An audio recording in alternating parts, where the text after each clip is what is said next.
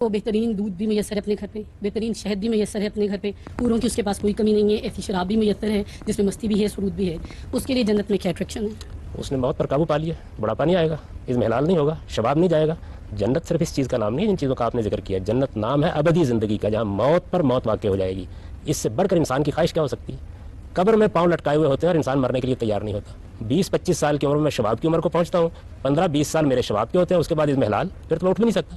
کہلا یعلم من بعد علم شاء. میں نے تو اپنی زندگی میں جنت دیکھ لی، میرے لیے بہت پیچھے رہ کے گیا، مطلب میں نے جنت دیکھ لی، اب میرے لیے کیا اٹریکشن ہے؟ موت آئے گی بھی تو آیا کریں، کیونکہ میں نے ایک بھرپور زندگی جی لی. آپ نے اور اگر جنت کی بڑی معمولی سی جھلک دیکھی ہے، آپ نے جنت کی بڑی معمولی سی جھلک دیکھی ہے، وہ بھی آپ کو اس لیے دکھائی گئی ہے تاکہ آپ کچھ اندازہ کر لیں کہ وہاں کیا ملنے والا ہے. سر اگر میں بندگی اختیار نہیں کروں گی تو مجھے جنت نہیں ملے گی، اور میری زندگی کا تو مقصد ہی صرف جنت کا حصول ہے، تو میری زندگی بیکار آپ کے خیال میں یہ کوئی معمولی مقصد ہے؟ یعنی ابدی زندگی، اٹرنل لائف، جس کے اندر آپ کا شعور ہمیشہ ہمیشہ کے لیے پائیدار ہو گیا، خدا کی ابدیت میں آپ کو اللہ تعالیٰ نے حصہ عطا فرما دیا، یہ کوئی معمولی چیز ہے؟ یعنی مجھے یہ بتائیے، آپ تو زندگی کے چند گھنٹوں کے لیے ترس رہی ہوتی ہیں. یہ آپ کے ہسپتال، یہ آپ کی طب، یہ آپ کی جدوجہد، یہ آپ کی کاوشیں، یہ آرام کی خواہش، یہ آپ کا پڑھنا، یہ آپ کا اٹھنا، یہ آپ کا زندگی کی جدوجہد کر کے مال کمانا، یہ دنیا میں فساد پیدا کرنا کس لیے ہے؟ چند دن کی زندگی کی لذت کے لیے. تو میں تو آپ کو نوید دے رہا ہوں ابدی زندگی کی لذت. ٹھیک ہے.